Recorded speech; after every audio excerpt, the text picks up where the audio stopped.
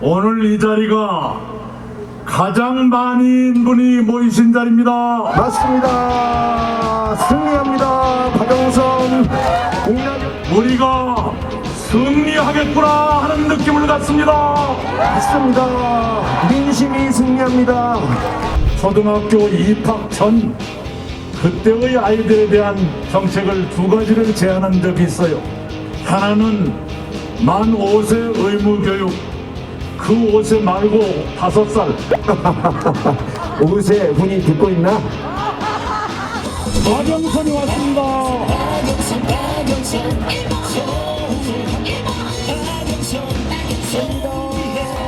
예,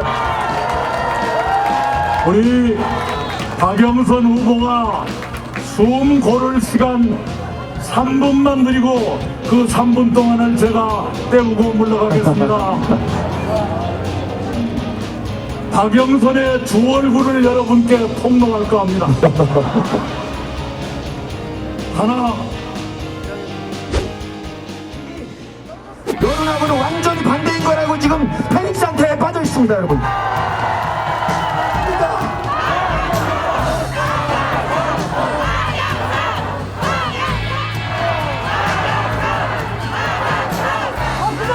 박영선! 박영선! 선대위원장을 소개합니다! 그 중에 오늘 이 자리가 가장 많은 분이 모이신 자리입니다.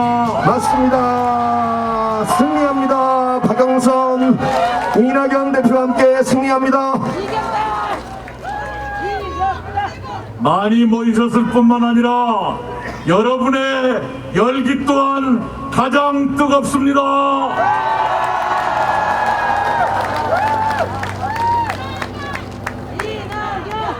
이낙연, 이낙연, 이낙연. 저는 이 자리에서 우리가 승리하겠구나 하는 느낌을 갖습니다. 맞습니다. 민심이 승리합니다.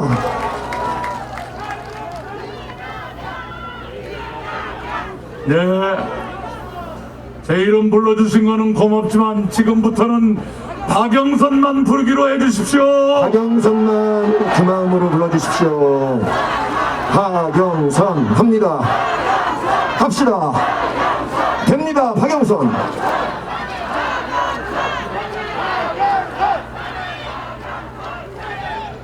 내일 모레가 선거입니다. 선거는 무엇입니까? 고르는 것입니다. 고르다 보면 버리는 것도 있게 마련입니다.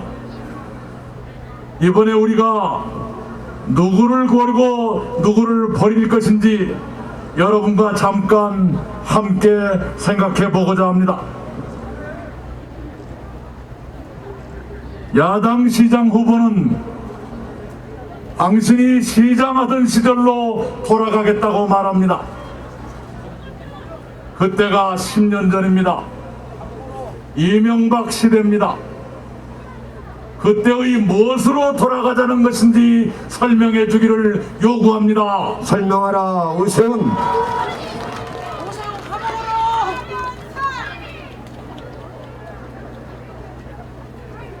초등학생들에게 하루 한 끼 같은 밥을 주기가 싫다고 시장직을 팽개치던 그 시절로 돌아가자는 말씀이라면 저희들은 절대 사절합니다. 사절합니다.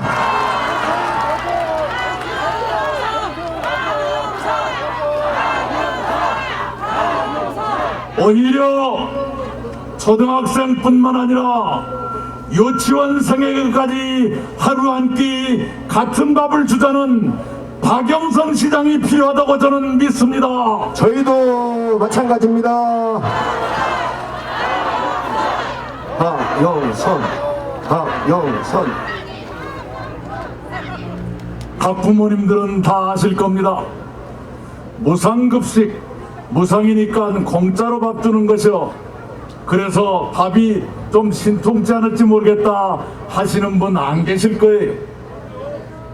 실제로 제가 지사로 일할 적에 초등학교에 가서 점심을 함께 먹은 적이 있습니다. 아이들, 학부모들, 그리고 선생님들 함께 점심을 먹었습니다. 그게 바로 무상급식입니다. 제가 아이들에게 물어봤습니다. 엄마 아빠 눈치 보지 말고 말해줄래? 집밥이 맛있어? 학교밥이 맛있어? 하고 물었더니 한 사람도 예외 없이 학교밥이 더 맛있어요 그럽디다. 급식 잘 나오고 있습니다. 그 자리에 계신 학부모님들은 조금 머쓱했어요. 그러나 그 반대로 아이들이 말한 것보다는 훨씬 안심이 되잖아요. 만약 아이들이 학교밥 싫어요 그랬으면 어쩔 뻔했어요. 실제로 학교에서는 영양사가 계셔서 아이들에게 필요한 영양 칼로리까지 계산해서 식단을 짜고 날마다 음식을 바꿔서 내놔요. 그것을 친구들과 같이 먹으니 오죽 맛있겠어요. 그겁니다. 아이들에게 교육도 평등하게 시켜주고 영양도 평등하게 제공해주자. 적어도 성장기 그때만이라도 그렇게 하자. 이것이 무상급식의 철학입니다. 이번에 박영선 후보가 유치원생 무상급식을 약속한 걸 저는 엄청나게 좋은 공약이라고 생각합니다. 맞습니다. 저는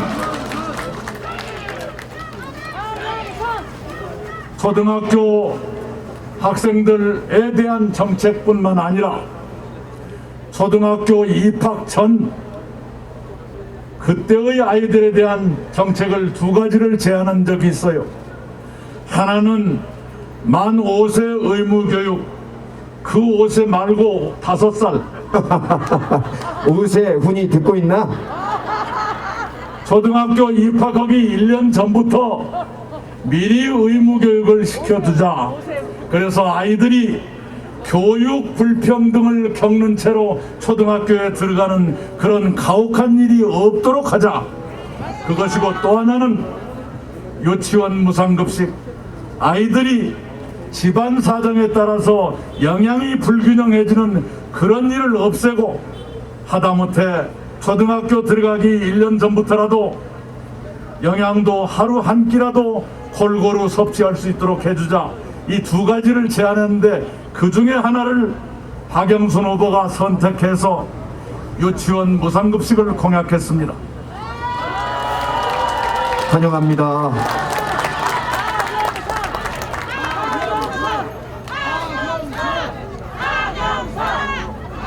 유치원에 무상급식을 제공하고 어린이집은 이미 무상급식이 있는데 간식비를 더 올려서 어린이집 다니는 아이들도 영양을 충분하고도 균형 있게 공급해주자. 이것이 박영선 후보의 공약입니다.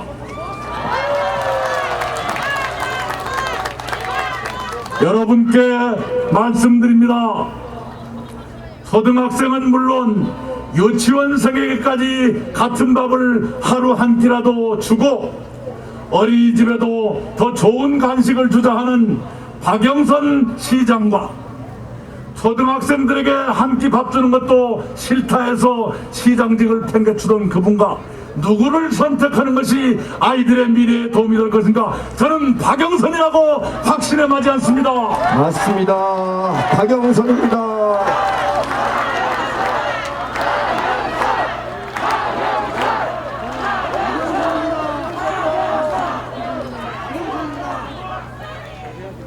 네.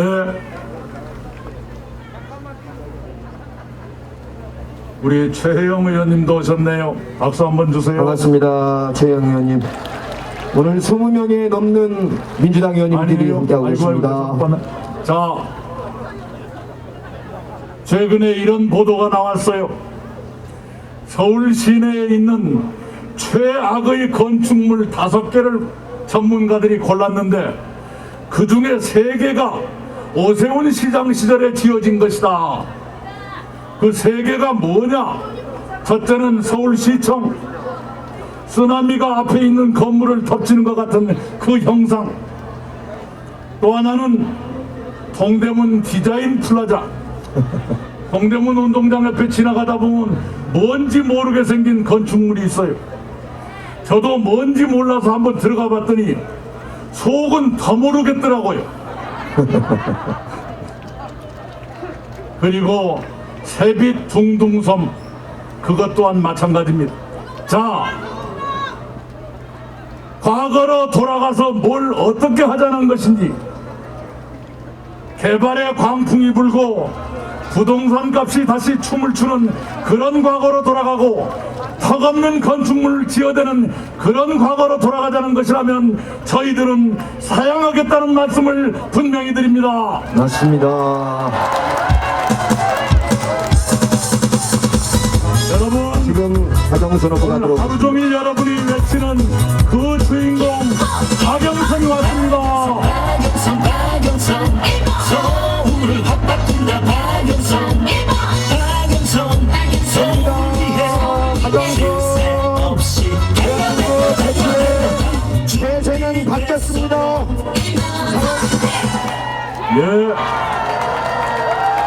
우리 박영선 후보가 숨 고를 시간 3분만 드리고 그 3분 동안을 제가 때우고 물러가겠습니다. 저는 박영선의 두 얼굴을 여러분께 폭로할까 합니다.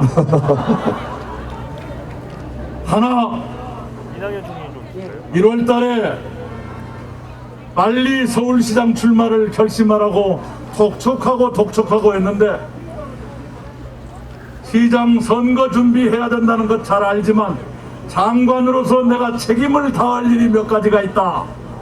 그래서 자꾸 미뤘어요. 책임을 다할 일의 첫 번째가 뭐냐 물었더니 재난지원금이 제대로 들어가는지 내 눈으로 확인해야 쓰겠다. 지금 여러분이 받고 계시는 재난지원금은 4차 네 번째 재난지원금이에요. 박영선 장관 시절에 확인하고 싶었다라고 말한 것은 3차 세 번째 재난지원금인데 확인해 봤더랍니다. 자영업자 소상공인 만나서 한번 여쭈어봤대요. 재난지원금 잘 들어옵니까 하고 여쭈었더니 상인들 대답이 요새 밤잠이 안 와서 자다 깨다 하는데 새벽에 잠깐 잠들었다 깨보니까 그새 재난지원금이 들어와 있을디다 하는 얘기를 들었답니다. 와. 여러분 가운데서도 새벽에 재난지원금을 받은 경험 있는 분 손 한번 들어보세요. 와, 이렇게 많습니다. 소상공인 여러분, 자, 힘내십시오. 그 말씀을 듣고 이 철혈 박영선도 눈물을 흘렸다 하는 얘기를 제가 들었어요. 안심이 돼서 눈물을 흘린 거예요. 여러분, 어려운 분의 사정을 알고 어떻게 도와야 하는지를 알고 돕고자 하는 열정에 불타있고, 그러나 막상 그 어려운 분 앞에 가면 그 서러움을 공감하고 함께 눈물 흘리는 그런 서울시장을 여러분이 원하신다면 여러분의 선택은 박영선밖에 없다는 걸 말씀드립니다.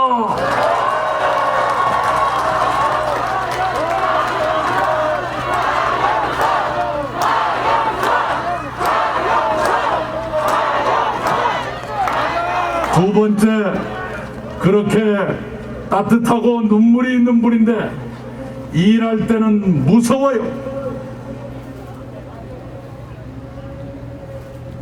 선거 준비도 중하지만 장관으로서 내가 확인할 일이 있다. 그 말씀하신 두 번째 것은 중소기업 수출 동향 보고를 내가 직접 받아야겠다라는 것이었답니다. 받아보니 놀라운 기록이 몇 가지가 쏟아져요. 그거 간단하게 말씀드릴게요. 1. 중소기업 수출이 대한민국 역사상 처음으로 1,000억 달러를 돌파했다 하는 것이었습니다. 2. 대한민국은 경제도 수출도 대기업 중심으로 이루어지는데 대한민국 수출 가운데 중소기업 수출이 차지하는 비중이 가장 높아져서 19.7%까지 올라갔다. 그 얘기도 그때 보고를 받았습니다. 이 모든 것이 박영선 장관 재임 중에 이루어졌던 기적 같은 성취월시다.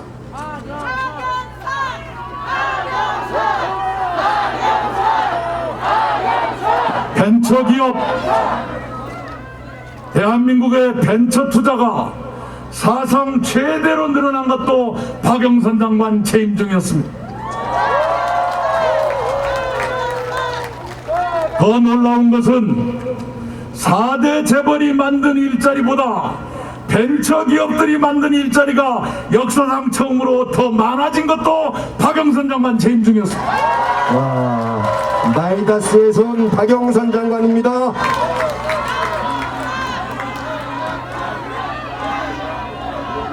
제가 이건 다 기록 얘기다 하다 보면 날새요. 한 두 가지만 더 붙이고 내려갈게요. 유니콘 기업, 중소기업이 커지면 중견기업이 되고 중견기업이 커지다가 매출이 1조 원 넘어가면 유니콘이라 그래. 유니콘 기업이 몇 개냐 하는 것이 그 나라 경제의 활력, 미래 성장 가능성, 이걸 나타내는 척도 가운데 하나에 대한민국 유니콘 기업이 6개였다가 2배가 넘는 13개로 늘어난 것 박영선 장관 재임 중이었습니다. 실력의 박영선입니다.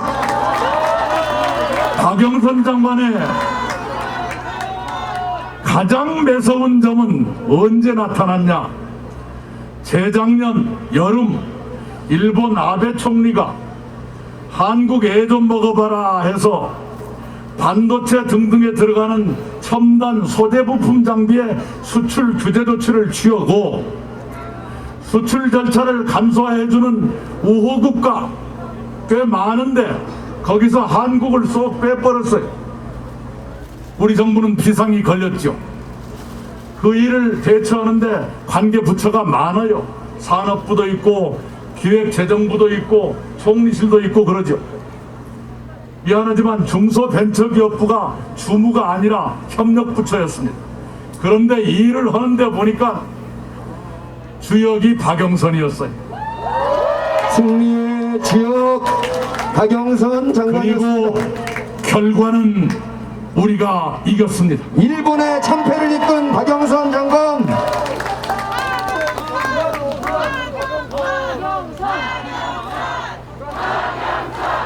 일본 기업들 입장에서 처음에는 아베 총리가 일본의 총리가 하는 일이라 불평을 내놓고 말하진 않았지만 시간이 갈수록 그것이 아니거든요.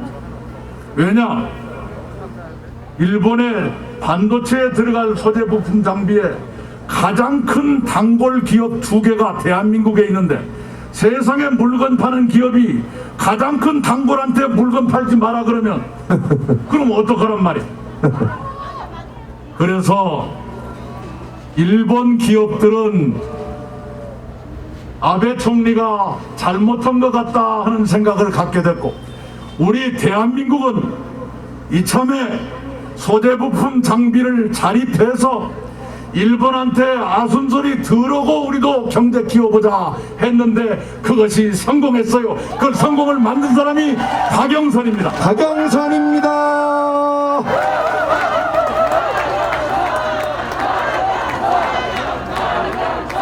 서울 시민 여러분께 결론으로 말씀드립니다.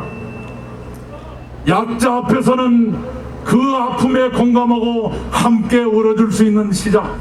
그러나 할 일은 똑부러지게 매섭게 하는 그런 시장을 여러분이 원하신다면 여러분의 선택은 당연히 박영선이다 이렇게 믿습니다. 맞습니다. 이렇게 해주시리라 생각합니다. 박영선입니다. 감사합니다. 이낙연 대표님 감사합니다.